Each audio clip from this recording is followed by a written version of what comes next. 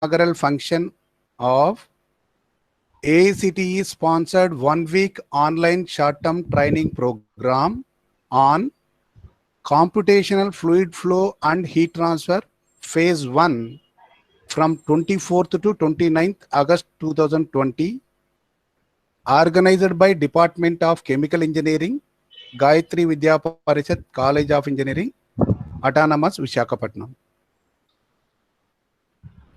Good morning to respected principal sir. Today's chief guest, Professor Tanmay Basak garu, IIT Madras, deans, heads of various departments, faculty, and participants from various locations. We have received good number of registrations from all over India and outside India also. Now I invite guests to the today's function. First, I would like to invite our program coordinator, Professor B. Srinivas garu, for this function. Next, I'm glad to invite our head of the department, Professor M.S.N. Murthy garu, for this function. Now it is my privilege to invite our beloved principal, Professor A. Balakoteswara garu, for this function.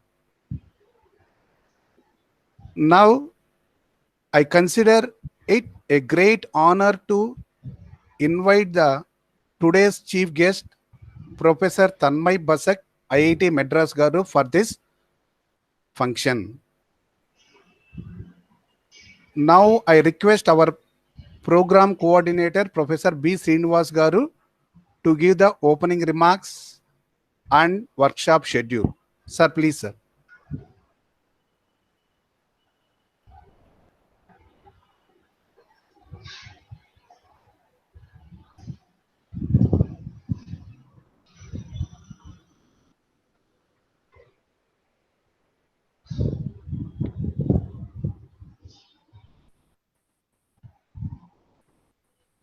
Hello? Yes, Srinivas, proceed. Sir, yes, sir. Audible, sir. Please, sir. Okay, I'm going to share my screen first.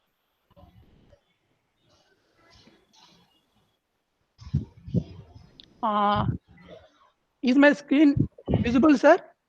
Yes, sir. Yes, sir. And my voice? Yes, sir. Audible, sir. Good morning, everyone. Good morning, sir.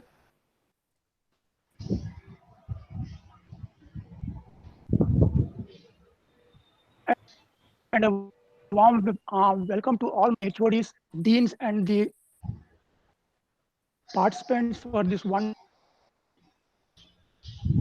day workshop on CFD, and it's a AICTE FDP. So first, I want to share some of the speakers with you. These are the speakers in the first phase, and then in the first 2 days, Dr. Basak is going to explain us the basics of FEM and its CFD applications. And I request you all to attend his presentation because it forms the basis of CFD applications. Then we have Dr. Ameya Kumar Nayak, Nanda Kishore, BSV Patnaik garu, and then ultimately Dr. Suresh. They will be giving us presentations on CFD applications in their research fields. Okay, these are the first phase speakers. Then in the afternoon session of every day, we are going to have hands-on training using the software COMSOL Multiphysics. And in the first week, I'm going to give hands-on training on basics of heat transfer and basics of CFD applications. Okay. Then later in the other two phases, I'm going to give training on CFD applications on forced and free convection, conjugate heat transfer, then how to model non-Newtonian fluids. Then ultimately, I'm going to give you some hands-on training on the state-of-art research on microchannels and then on nanopores. Okay. So these will form the applications and then hands-on on the software. And then a piece of small request from me is to all the participants is I am providing you a 45-page lecture notes on the basics of differential geometry and vector analysis. These are needed to understand the various mathematical manipulations you do in CFD. Okay, CFD is just not solving equations in a CFD simulator, but you should be able to even understand how those results have been obtained and how to give your equations to the software. Okay. So please read my notes before the hands-on session every day.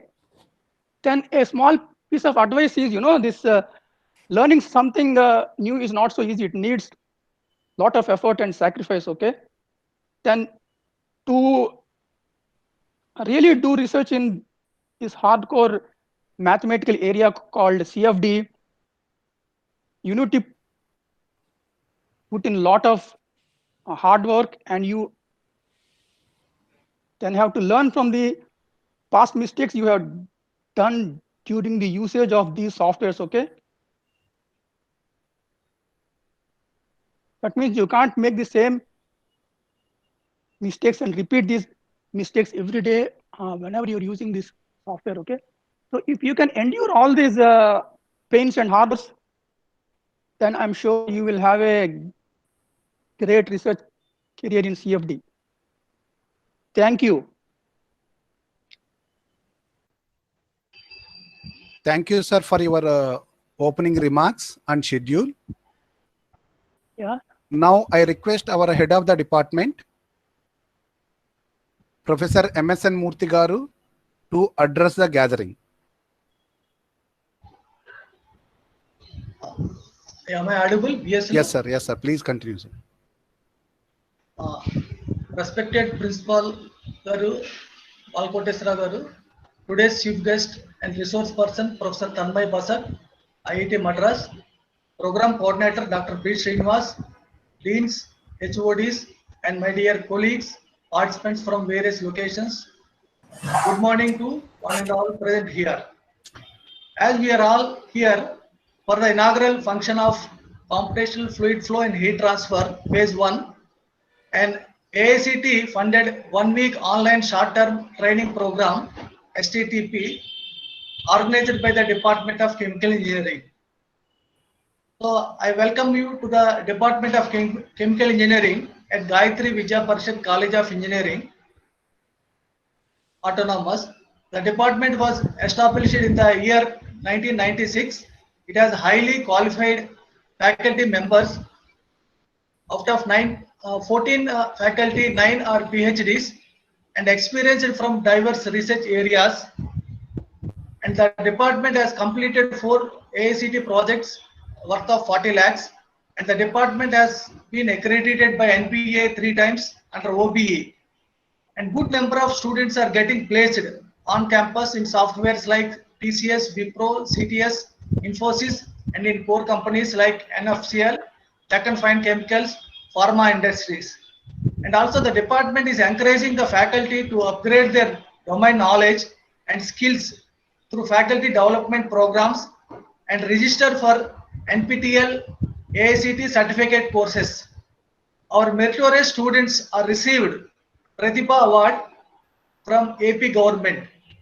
One of our final year student of recently passed out 2020 batch, Mr. K. Jagadish, got direct PhD admission into IIT Madras. He is going to join shortly. Also, our UG students have completed online certificate courses through Coursera and IACH internship program during this lockdown period.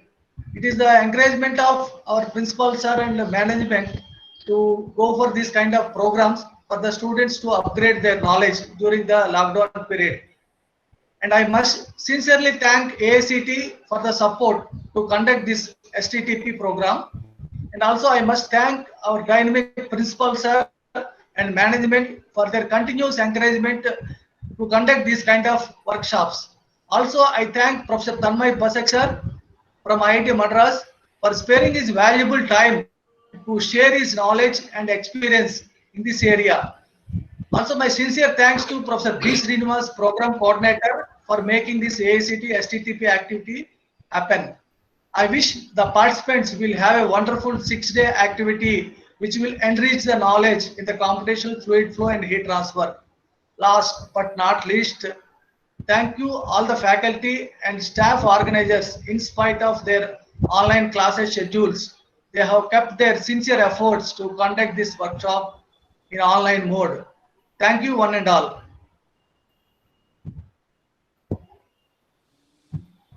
Thank you, sir, for your information about the chemical engineering department. Now I request our beloved principal, Professor A. Balakoteswara Garu, to address the gathering. Thank you, V.S. Lugaru. Thank Dr. you, B. sir. Srinivas, coordinator of this 1 week STTP online. Dr. M.S.N. Murthy, head of chemical engineering department. Deans, heads, and faculty of various departments of Gayatri Vidya Parishad College of Engineering. Dignitaries from AICT like Colonel Venkat and other members of his team. Professor Tanmay Basak, who from IIT Madras, who has readily accepted to be as chief guest and as resource person for 3 to 4 sessions of this 1 week program, and other professors as mentioned in the earlier address by Dr. B. Srinivas, coordinator. There are resource persons, professors from IIT Gauhati, Madras, Roorkee, and NIT Warangal, who have accepted to be as resource persons. And all the 200 participants who have registered, applied to attend this program to get benefited from this STTP, which is online, AICT sponsored, with a topic on computational fluid flow and heat transfer. Good morning to each and every one of you. My hearty welcome to every one of you. Happy to note the participants are from diversified directions. Faculty, it contains faculty, scholars, research scholars, and industry personnel even. And basing on the topography from different states, like within Andhra Pradesh, there are many people, Telangana, Tamil Nadu, Karnataka, Maharashtra, and other states. And there are some participants who showed very much interest even from abroad, like Malaysia, Singapore. The program focuses on numerical solutions of heat, mass, and momentum transfer equations. Afternoon, if you were provided the timetable schedule for 1 week. It contains all the afternoon sessions, hands-on, to capture the minds without giving chance for the participants to close their eyelids. Hands-on sessions are scheduled. These hands-on schedules are making use of the COMSOL Multiphysics CFD software. I must thank COMSOL authorities for their coming forward to give licenses, temporary licenses for this 1 week time, basing on the interactions with these people by our Department of Chemical Engineering under the lead by Dr. B. Srinivas. I must congratulate Dr. B. Srinivas and his team. They themselves have demonstrated many a times earlier even conducting so many programs especially he himself is an expert who is from IIT Kanpur, PhD from IIT Kanpur. He himself is an expert making use of tools, whatever are available for CFD analysis. Point is, this is the program, as was already mentioned, it is, in my opinion, it is an interdisciplinary in nature. Faculty from mechanical, chemical, aeronautical, civil, and biomedical even disciplines, it is highly useful. We, Gayatri Vidya Prashad College of Engineering, believe in the most facet, like strength of any institute means strength of the competencies of the faculty members which that college contains. The faculty competencies, if they are sound, obviously the college institute, it gets lot many laurels through its imparting training to the students in the best way, making use of the resources. Say for example, if any college is having great buildings, lot many experimental investigation facilities, but if the faculty are not competent, they are just useless, in my opinion. And hence, since the inception of this institute, past 22-23 years, we have been giving utmost priority to enhance the competencies of the faculty members.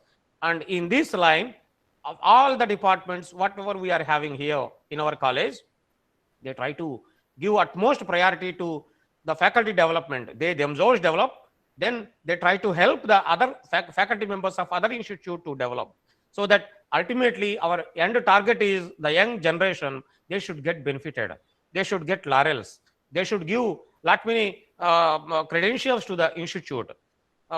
Continued FDPs is our motto.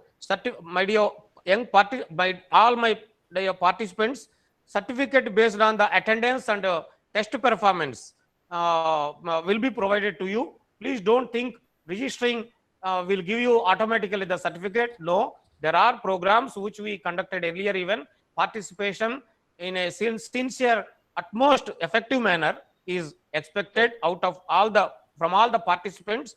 And obviously there will be a test also. Of course, we all know you are a teacher, majority of you are teachers, and hence certainly I am very confident with your active participation in this program, 1 week program. Certainly I wish every one of you learn as much as you can by squeezing the resource persons, including the coordinator. You are most welcome to squeeze all the resource persons to get as much benefit as possible. My best wishes to each and every one of you for good learning. Thank you very much for the opportunity given. Thank you. Thank you very much, sir, for your valuable information to the participants and the other members also. Now I request Dr. B. Sivaramakrishna to introduce today's chief guest, Professor Tanmay Basak Garu. Yeah, good morning one and all. I take this as a privilege to introduce the resource person for this session. And Professor Tanmay Basak completed BTech degree from the famous Jadavpur University, Kolkata, subsequently obtained postgraduate and doctoral degrees from the renowned Indian Institute of Science, Bangalore.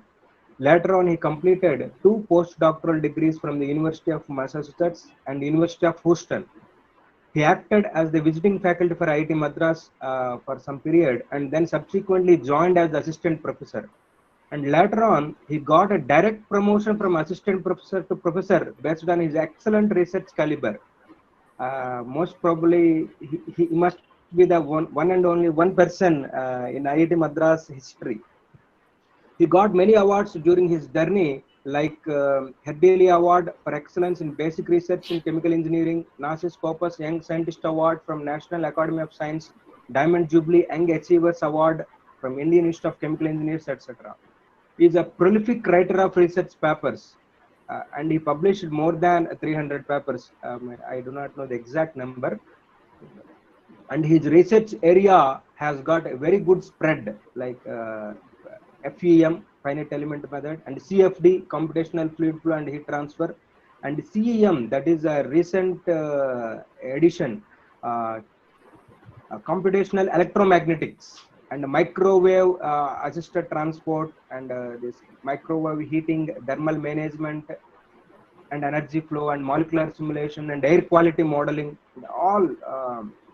And all his students are well placed in research labs and premier institutes like IITs, NITs and IIP located at Visakhapatnam. Actually, I have seen him personally and I found him always to be energetic and enthusiastic with full vigor for research. So I thank the organizers for giving me an opportunity to introduce the speaker of this session. Thank you very much. Thank you, Sivaram Krishna Garu. Before going to invite today's speaker, Professor Basak Garu, I wish to say thank you for the members, those who have attended here. Special thanks to Principal Sir, Deans, heads of various departments, faculty, for sparing your valuable time to attend this inaugural function. Thank you very much, sir, once again. Now, I request our honorable chief guest and today's speaker and tomorrow's speaker, Professor Tanmay Basak Garu, to deliver the lecture. Sir, please join for the lecture. Thank you, sir. Good morning to all of you.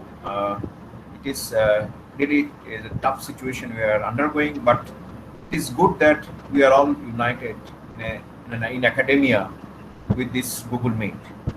And of course, I feel this is one of the great avenues to unite the researchers, the scientists from different parts of our country.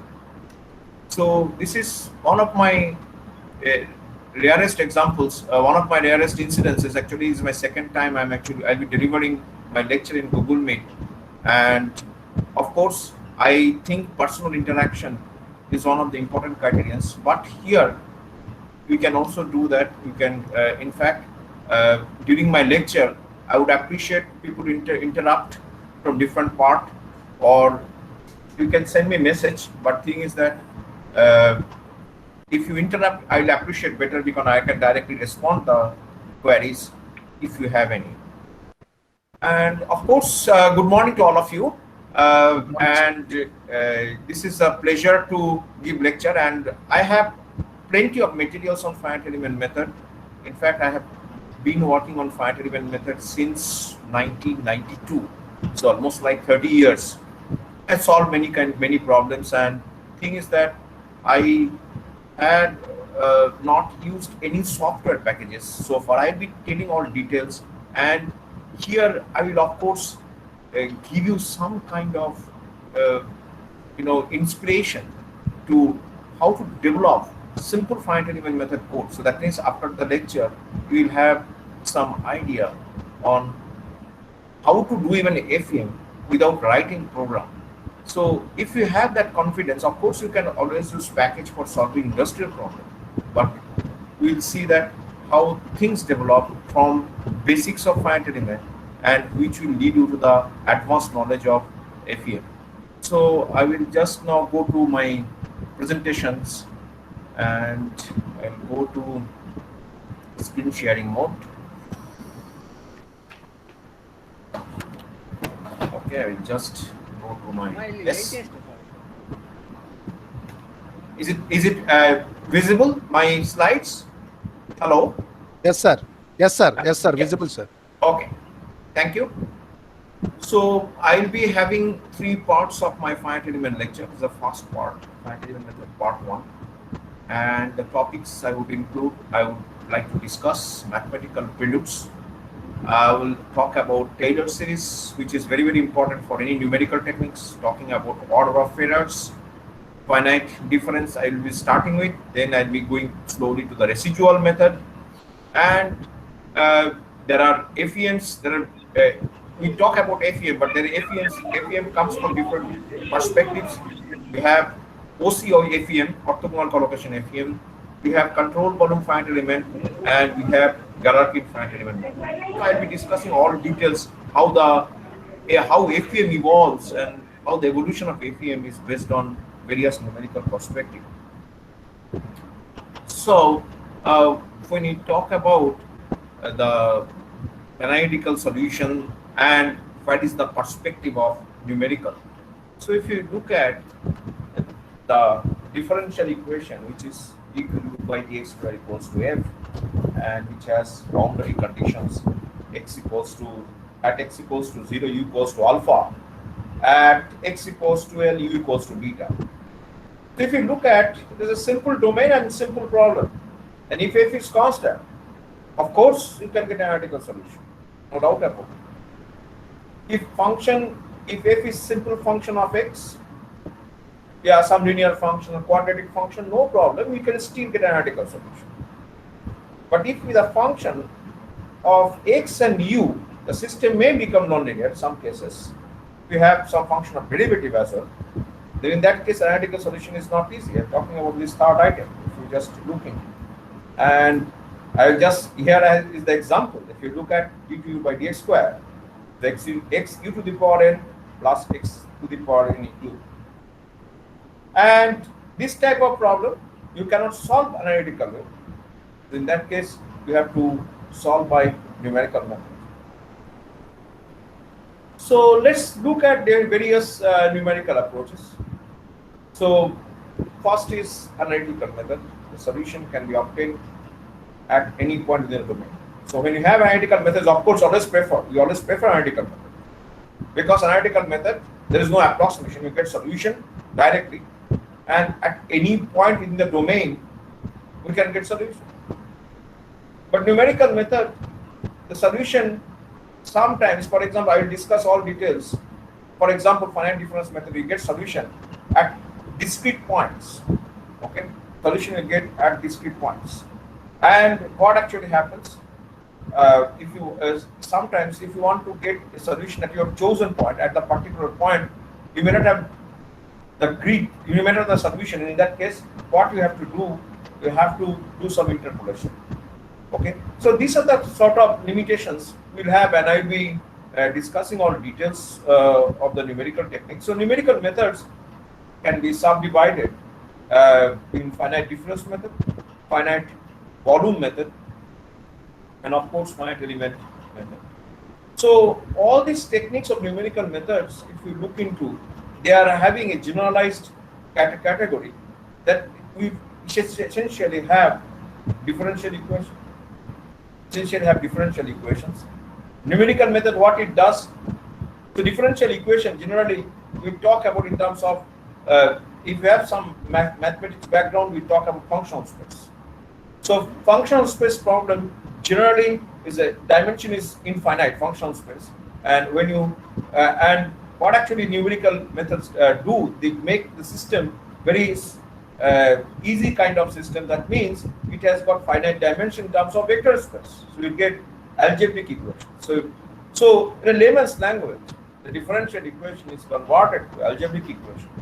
And algebraic equations we can actually visualize and we can solve. Of course, not by analytical way. There are numerical approaches. There are many, like Gauss elimination, Gauss serial or iterative techniques. There are many. I'll discuss all in this lecture. And solving algebraic equations very straightforward, and that's essentially is done by any of the numerical techniques. So as I mentioned that I'll be talking about starting from finite difference method. Of course, I'll be doing finite volume method. All those things will be covered and leading to finite element method. And finite element method especially, I'll be focusing mostly on orthogonal collocation, finite element method, control volume finite element method, and Galerkin finite element method. In between, actually, I'll be having lots of handwritten example that you can see. I just scan for you guys from my class notes. I'll be sharing with you. You can actually take note down, take note, and maybe tomorrow at the end of the lecture, maybe I'll give some windows. You can actually focus on that. Some kind of toy problems you can talk about. So many things we can see how it evolves during my lecture. Yes, as I said that I have got some kind of handwritten example. If you look at, this is a simple problem I'm talking about. If you look closely, the problem is d2y by dx squared plus dy dx plus y equals to g of y. I'm sure right now this is advantageous for you because you all have laptop, mobile, so you can actually even focus properly to see that.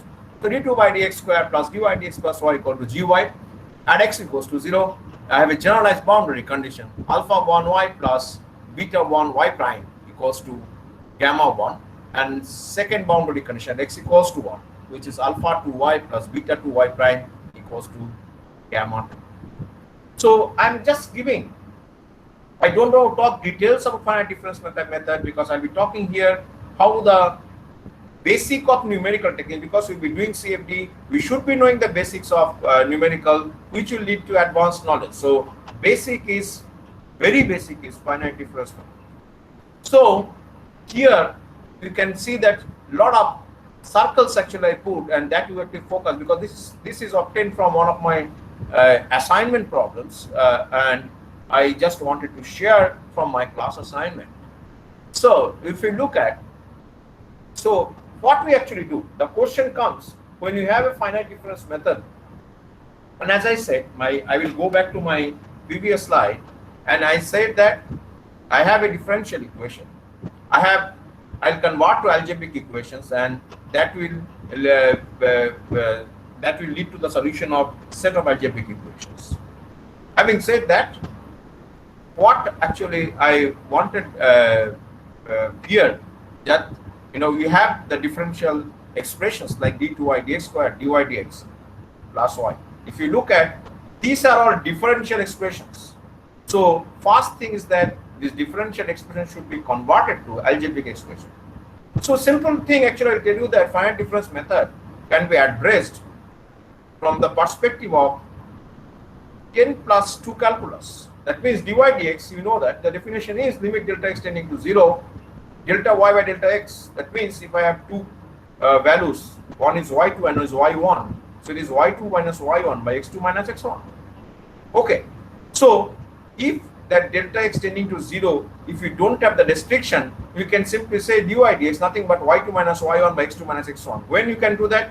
When the variations are linear. So, and that kind of linear variations can be captured when we talk about forward difference, which is dy dx yi plus 1 minus yi by h. So basically, if you look at this is a grid, and these are the grid points. So for example, if you have ith point and you have I minus I plus 1 and I minus 1, I plus 1 is the point before ith point, and I minus 1 is the point after ith point. So the forward difference, as I said, is obtained from your 10 plus 2 basic calculus without imposing delta x equal to 0. Delta x is nothing but the grid size, which is h.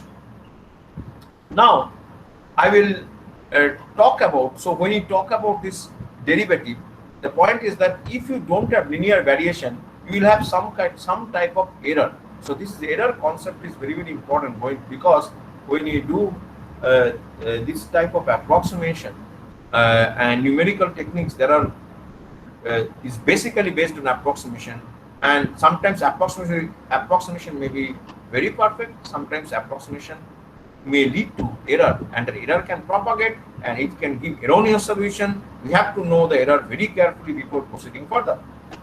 So in that case, if you look at in the second circular box, you can see that I have written the Taylor series, which is fxi plus 1, which is fxi plus h prime xi, and so on. And this is the Taylor series forward direction is xi plus 2. That means if you have the ith node, I plus 1, I plus 2 will be coming. So I plus 2 means it will be the 2h distance. And these are the order of error is order of h cube. And you can actually see there are different approximation of f prime xi. So if you look at the for this expression, you can go back home. I can see that f prime xi is having minus 3 fxi plus 4 fx by I plus 1 minus fxi by 2 by 2h, and order of error is h square. So similarly, one can actually have f double prime xi from this Taylor series, and we can see that we are having order of h. So this is the part I wanted to highlight. So when you do the approximation, it has to be, we have to be very careful. We need to have same order of error in the finite difference. So that is actually obtained from Taylor series. Let's proceed further. And similarly, how to get the same order of error. If you look at this circular box, that f double prime xi, now you can see there are more functions and we get order of h squared. So what I wanted to focus here, if you have three function evaluations, we get order of h for f double prime xi, and f double prime xi is useful for second order derivative. And here we can see that there are four function evaluations for the second order approximation, order of h squared. So thing is that forward difference method is very easy to implement. And forward difference method is based on, if you have ith point, you get information of I plus 1, I plus 2, I plus 3, and so on. It's a forward direction. But the forward difference method is having a problem because you can see a lot of function evaluations, and that will give more computational time and system will become computationally expensive. So what can be done in central difference method can be employed, and you can see central difference formula. If you, here we have I have highlighted is the ith point, and you can see it's I plus 1, I plus 2, it is xi minus 1, and it is xi minus 2. So that's the very interesting episode, because we can see that we are having the points from both forward and backward directions, and this is okay. This is one way good, because if you do the Taylor series, I don't want to get into details of the Taylor series. You always do by hand, go back home or doing by hand, and of course you can see that f prime xi, it is f xi plus 1 minus f xi minus 1 by 2h, order of h square. And if you look at the forward difference formula, here you need to have three function evaluation to get order of h square. But here in central difference formula, you can see we have two function evaluations with the order of h square. That means when you have derivative at xi, what we actually see that there are these 2 points. This is the point, and reflection of this point is I minus 1. So similarly for f double prime xi, we have three function evaluations to get order of error h square. Here we have 4 function evaluations. So that's the remarkable progress on the historical perspective on the finite difference method. Why one has to use central difference formula, and the central difference formula of course gives the better I don't say better approximation, you can get similar approximation, but with the more efficiency in computation. So we can see that. So you have seen efficiently how to employ f prime xi, how to employ f double prime xi, and see that this f double prime for d2i by dx square, f prime is for dy dx, and with that one can actually have the algebraic expressions. You can see that f prime xi is algebraic expression, which is dy dx. Of course, the dy dx, this circle, if you look at dy dx, and this is d2i by dx square, which will give the complete algebraic systems. And at the last step, so if the system is nonlinear, one has to go by a Newton-Raphson method, and you all know the Newton-Raphson method, which is xi plus 1, which is xi minus fxi by f prime xi. So sometimes I would like to, initially I didn't want to show this slide, but at one point I thought this slide is very, very important. So sometimes what actually happens, in fact, when I was doing my initial phase of computer programming, what actually happens, I was not getting the convert solution. In fact, there is something called residuals, and we're talking here for the problem. And or sometimes what actually happens when you have residuals, I'll be talking about residuals means any of the differential equations where you discretize each point, you will get algebraic equation, we call them residual. And if the algebraic equations are nonlinear, we need to do Newton-Raphson method. The Newton-Raphson method, you know that there is a derivative, and that derivative for the set of algebraic equations will be called as Jacobian. That means if you have a vector, that is, it is written here in scalar form. So xi plus 1 bar equals to xi bar minus this f prime xi will be replaced by this directly nothing but 1 by f prime xi, which will be nothing but j in bars. J is the Jacobian. So this Jacobian is actually very important. Jacobian gives the convergence, direction of convergence. I have seen it shown in the thing. This is a Newton-Raphson method. You actually draw the tangent and then you get the convergence here. So the Jacobian is wrong. It does not give convergence. Sometimes what actually happens, or when you write computer program, you see you get NAND. It's a very dangerous thing, it's a nightmare. So you should not get NAND. So in that case, if you want to talk about Jacobian, so sometimes the Jacobian calculation is very difficult to compute, or sometimes we do mistakes. For that, one can actually go for numerical Jacobian, which is fx plus epsilon minus fx plus by epsilon, which is f prime x. So what means that if you have some complicated functions, say for example, sin x to the power cos x to the power log x, some very complicated function. In that case, we can actually x, say for example, you want to evaluate the derivative at say x equals to 0.5. Okay, so you can write sine of 0.5. I'm assuming everything in terms of radians, to the power cos to the power 0.5 to the power log 0.5. That is your fx. And fx plus epsilon, you can put some values, very low value, so 0, 10 to the power minus 4, minus 5. And again, you can have fx plus epsilon as sine of 0.5 plus 10 to the power minus 4. You can say that epsilon is minus 4 to the power cos to the power cos 0.5 plus 10 to the power minus 4 whole to the power log 0.5 plus 10 to the power minus 4. With that, if you do this computation, then everything you divide by 10 minus 4, you get f prime x, and that is something called numerical Jacobian. So this part, this is the way we can always compute, we can check if Jacobian calculation is correct or wrong. This is the programming tips. And this is the talking about residuals. So once you have the differential equations, so the central difference formula, this the residual you get is the, for the second node is the ith node. And for this type of problem, this is the way one can actually compute the residual. And this I was talking about Jacobian calculation. This is the way one can actually, once you get the residual, you always compute the Jacobian. So Jacobian, if you want to learn something in Jacobian, take some 2 by 2 system like x square plus y square equals to 2, and then you can put x plus y equals to 1, where solution is x equals to 1 and y equals to 1, and you can see that whether this kind of technique you can apply to make sure you understand the Jacobian concept properly. So these are all basic formulas. So this is the central difference formula I discussed, and this is another toy problem. And this toy problem actually I wanted to mention because you can take down and try to see that whether your understanding is perfect.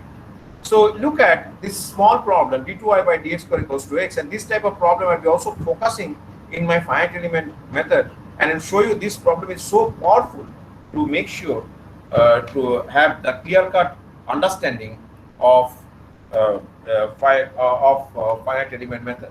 So we have dy dx equals to x squared by 2 plus c, and y equals to, you can see, x cubed by 3 plus cx plus d.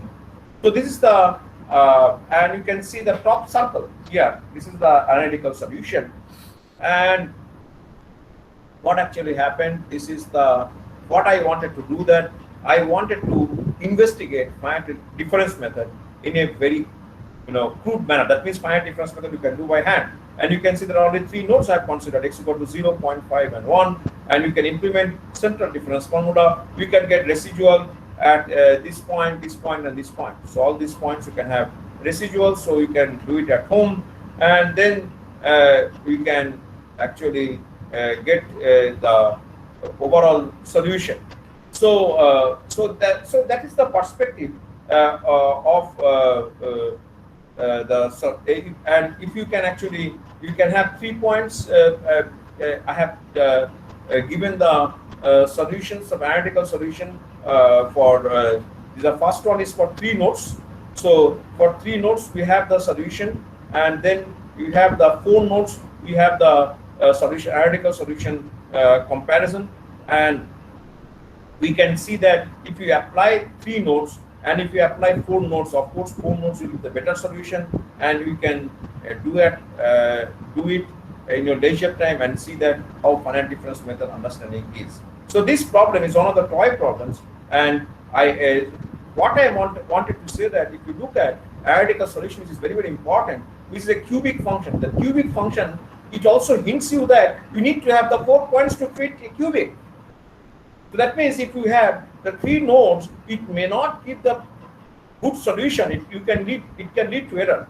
On the other hand, if you have 4 nodes, you can actually get interestingly almost the correct solution. So those kind of things you can actually do it, and we can get back to if you have any kind of doubts. So this is after giving the short introduction of the implementation of finite difference method and numericals, I would like to go on to the motivation for discretization and complexities. So the numerical method for solving models in differential form, that is one of the motivation, and of course the breaking up the problem into small regions. We want to have the entire geometry. That geometry may be very complicated geometry, and that can be modeled with the finite elements. System of linear equations can be generated to calculate the variable at the nodes of each element. And of course, we'll see that for complicated geometries, it may be the excellent approach, or that you all will see that how it emanates, especially for irregular and composite geometries with complex boundary conditions. Okay, so before getting into the more on mathematical aspects of finite element method, I would like to see look at my historical perspective, historical journey of finite element method.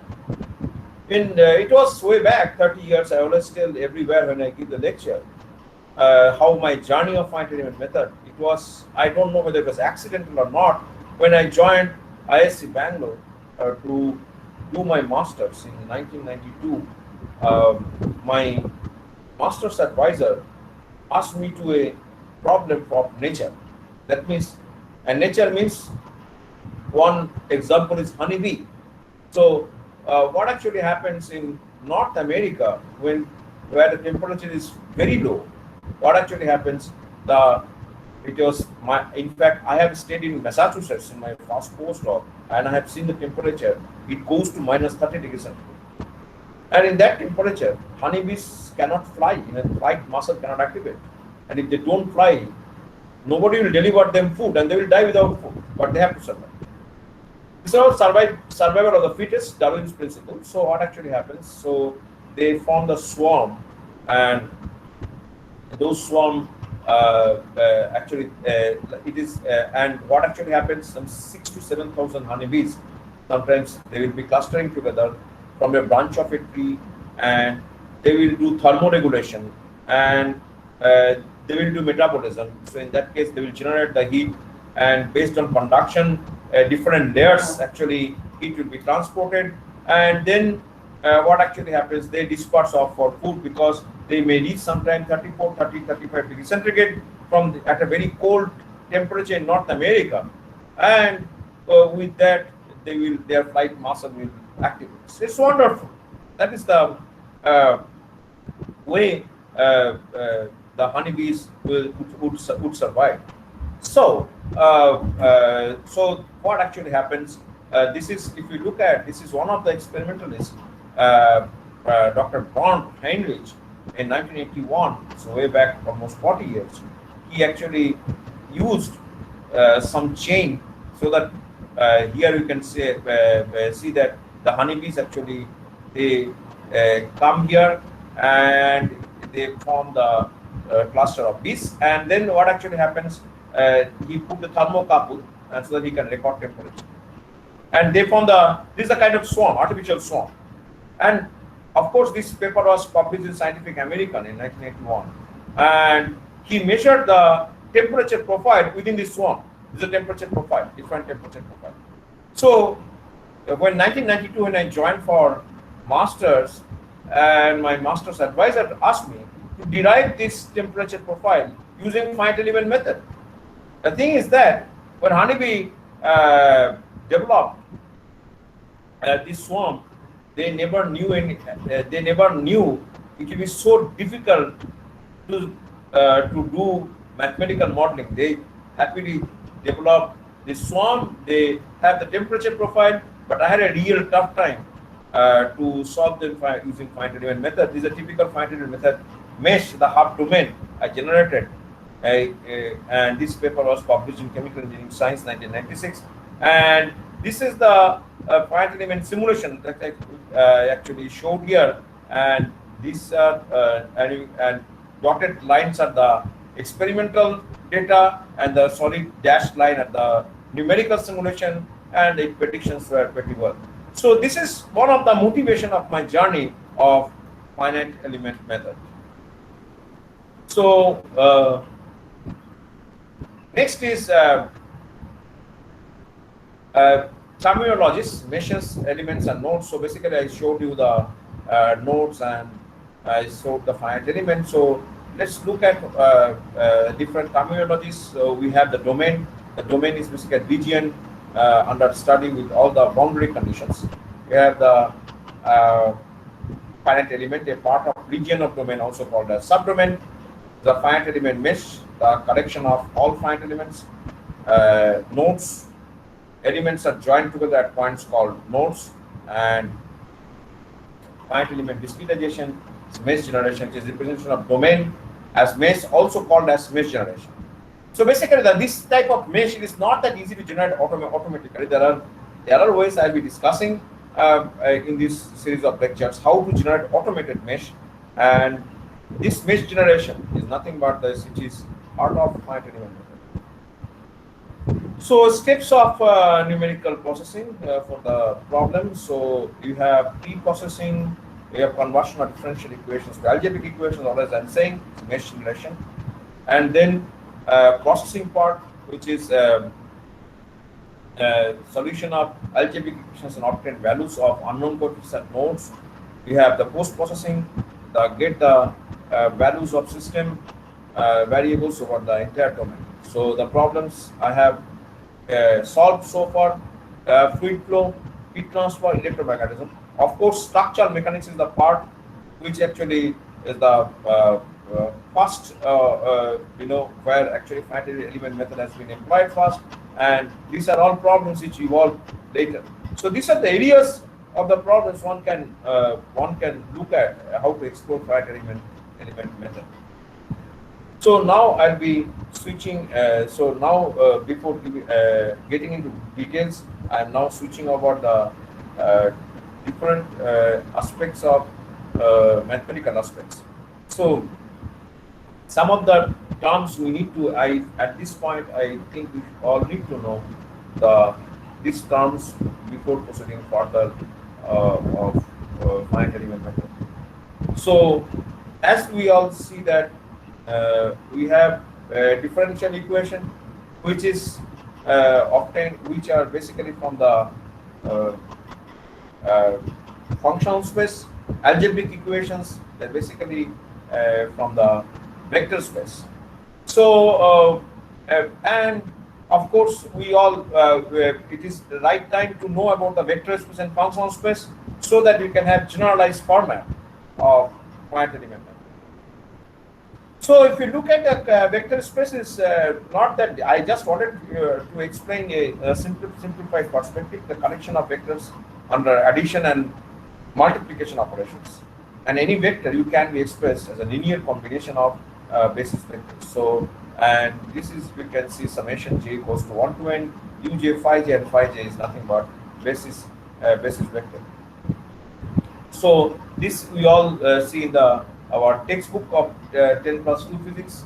We can, in fact, here we have learned that different components, how it will give the overall vector, and this is we can see the x component, y component, and this is nothing but unit vector. So this is the way, if you understand, you feel a lot better about the final resultant vector.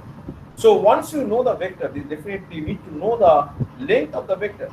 So there's a norm of a vector. So length of the vector you always call as norm of the vector in a mathematical format. And this, if you have a vector and the physical length is nothing but the norm of a vector. Physical length is nothing but norm of a vector, which is summation I equals to 1 to n ui square whole to the power half.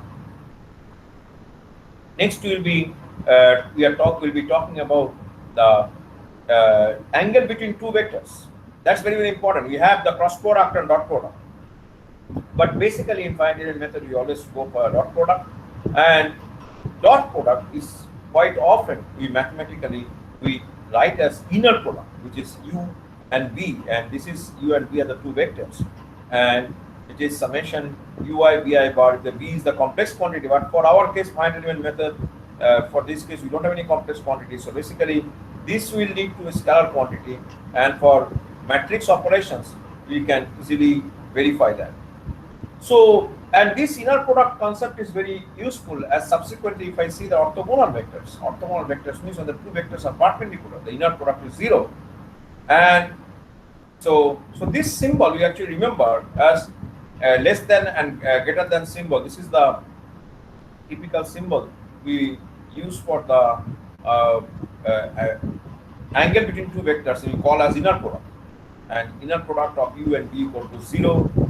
This is, of course, when you talk about orthonormal criteria, this criteria not only be satisfied. In addition to that, we have the norm of vector u and norm of vector v, both should be equals to 1.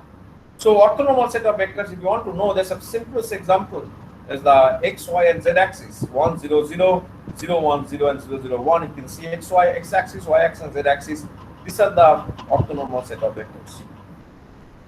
So once having said the vector space, now it is very easy for me to extend to the functional space. So vector space is nothing but finite dimensional space. Vector space, please note down. Vector space is nothing but finite dimensional space.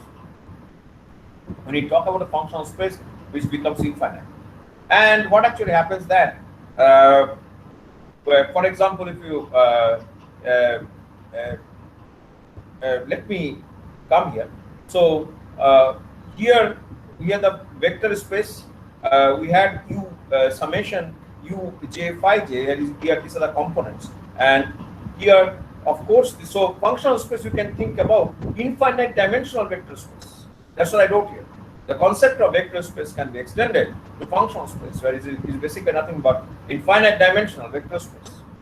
So if we talk about infinite dimensional vector space, what actually happens, any function it can be expressed as a linear combination of basis function. Here, this n can be, n is infinity. So in that case, what people say that when in functional space, we have infinite set of basis functions. That means in vector space, for example, two-dimensional, we have got x component, y component. And these are basically called as basis vectors. Let me repeat one second. When you have the vectors and you have two-dimensional, you have x component, y component, and these are two basis vectors. When you have functional space, there is no such x and y direction. There's infinite directions, and that's the way the function evolves. So the norm of a function is the norm is fx2. That is the typical way to express norm, and you can see that it becomes integration. That means when you talk about functional space, for example, I will tell you that if you do coordinate geometry, you have a point in a coordinate geometry. Just note down in your notebook, draw two coordinate axes, put a point, and then join that point with the origin. So from origin to that point is an arrow, and that's a vector.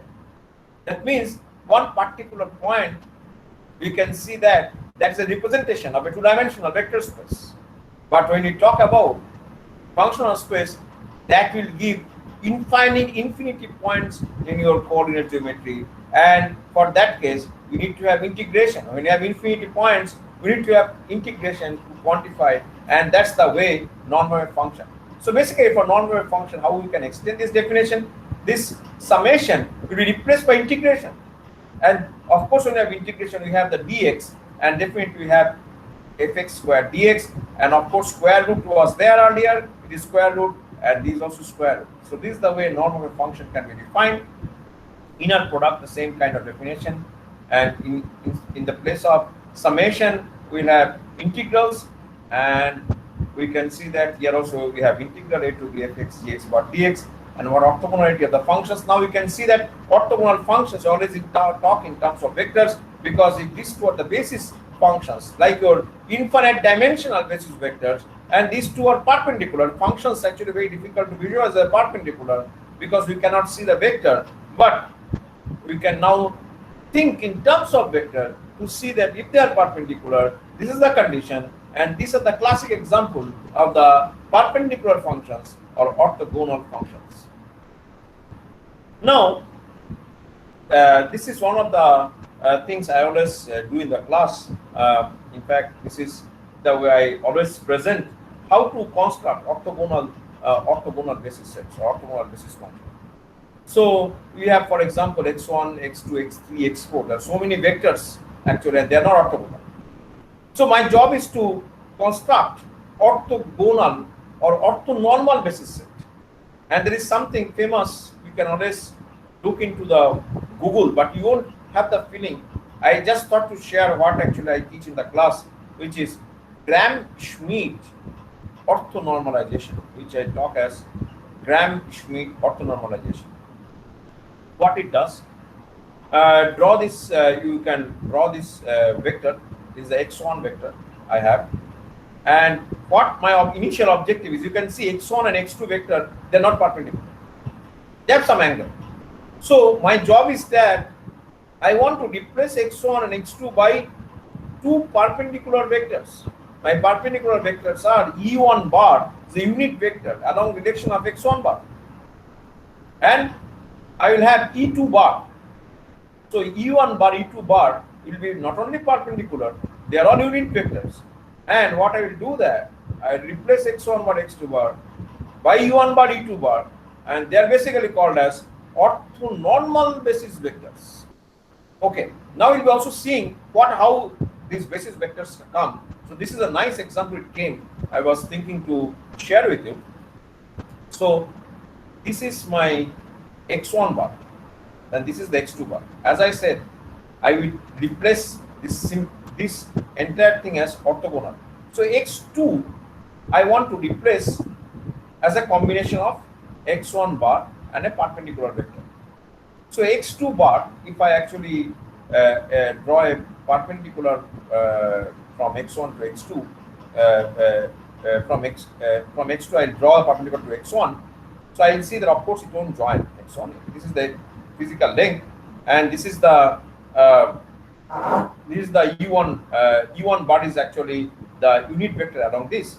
So of course this portion will be alpha 1. So it is alpha 1 e1 bar plus e2 hat. This is also not unit vector. This is some vector e2 hat. So what will you get? So basically this is x alpha 1 e1 bar plus e2 hat, and so you see that triangle rule of vectors, which is x2 bar, which is nothing but alpha 1 e1 bar plus e2 hat. How to get e1 bar? So if any vectors is given x1 bar, if you divide by the length of the vector, you get e1 bar. Makes sense? So coming back from the previous slide, so x2 is alpha 1 e1 bar plus e2 bar. So you need to obtain e2 hat, which is x2 minus alpha 1 e1 bar. And what actually happens, you can get alpha 1 bar, take the inner product with respect to e1. So you get x2 e1, and then you get alpha 1 is e1 x2. And then once you get alpha 1, what actually happens, we have e2 hat, which is x2 bar, which is already given in your problem, minus alpha 1 e1 bar. Alpha 1 is obtained from here, and you get e2 bar, e2 hat, and e2 hat, by norm of e2 hat, you get e2 bar. You got e1 bar and e2 bar. Excellent. So similarly, this idea we can extend to x3 vector. So x3 vector we can write in, we can do three-dimensional system that means you can write x3 hat as beta 1 e1 bar plus beta 2 e2 bar plus e3 hat. So we can see that e3 hat is x3 bar minus beta 1 e1 bar minus beta 2 e2 bar. So you get beta 1 is nothing but, so if you take inner product with x3, so we get that x3 dot e1 is beta 1. So if you look at this this example, this problem, we can see that if you take inner product with e2, you get x3 e2 beta 3 e2 dot e2. So basically e2 or e1 is orthogonal, so e1 inner product e2 will be 0, and similarly we get all the items. So and finally, when you get beta 1 beta 2, your e3 hat is x3 bar minus beta 1 e1 bar minus beta 2 e2 bar, and finally you get e3 bar is nothing but e3 hat by norm of e3 hat. So you see that this problem, please take a note. X1 bar is 1, 2, 3. If you want me to interrupt, so please talk that some part I want to note down for your calculation. Of course, I will slow it down and you can take a note. So, for example, I want to do the problem. This problem today. Maybe tomorrow you can share with that you are understanding. X2 is 4, 6, and 3, and x3 is 6, 4, and 2. So you see that problem, and if you do Gram-Schmidt orthonormalization, this is the answer. So this answer you can take a note, but you have to practice the Gram-Schmidt orthonormalization, how to generate orthonormal basis set. So, and similarly, orthonormal basis set can be done for the functional space. So for example, if you have function like phi 1 is 1, phi 2x, phi 3 is x squared, and phi n is x to the power n minus 1. This is of course not orthonormal basis function, and this how to obtain orthonormal basis function is very, very important. Of course, concept of Wronskian and all those things is important. So basically, if you look at, this is one of the ways, same approach of Gram-Schmidt orthonormalization we can actually apply. And when you have the function, you need to have the domain, and the domain is from 0 to 1, and you can see that if you have basis function 1x and x square, you get this type of, so u1 is definitely 1, that is that you can always verify. E2 is 2 root 2x into x minus half, and E3 is x square minus x plus 1 by 6. So this also please take a note. And then what actually happens, we get E3x, this is the function. So this E1x, E2x, and E3x, this is the, for if you have three basis functions in the functional space, if you need to have orthogonal basis function, this is the way to construct, and the technique is Gram-Schmidt orthonormalization. And these polynomials, as I said, that's from 0 to 1, and you might have heard something called Legendre polynomials. So what actually happens, this is so this Legendre polynomial is one of the classic examples many of the places. So basically we always get scared what is Legendre polynomial, but now you can see that how easy you can construct from 1x and x squared. Okay, so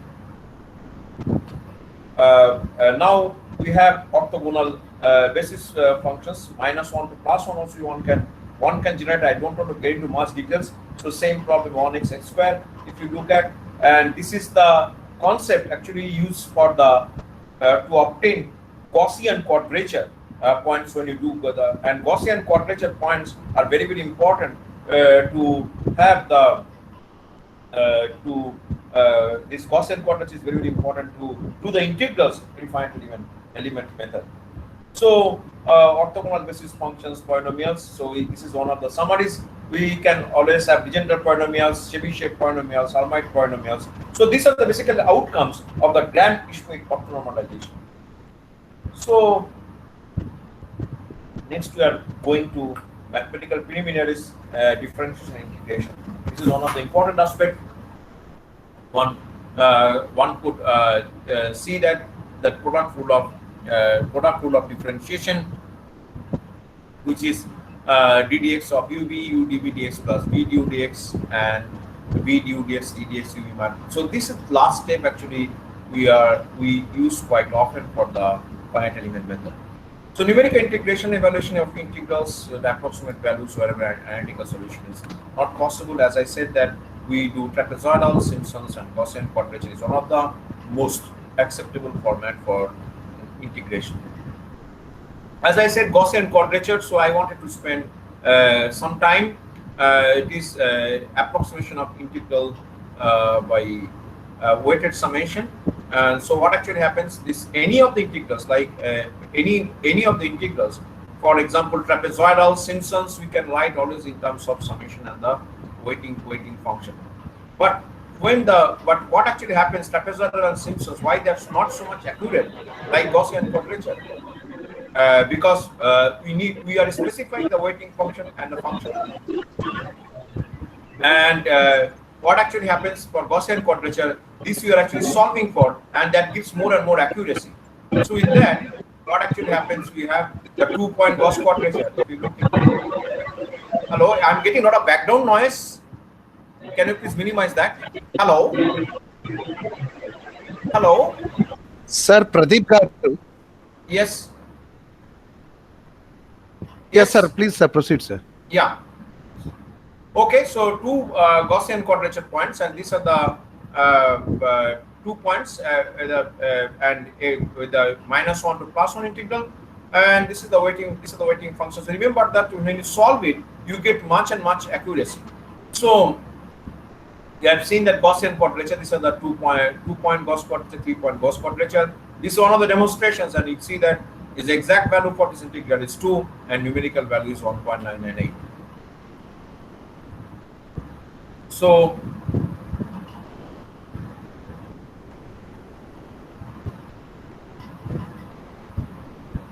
I'm sorry, something.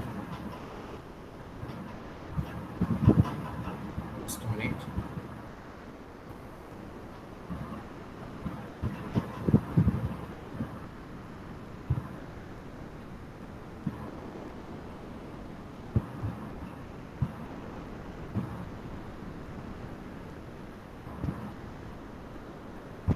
Sorry for the interruption. So something is got stuck.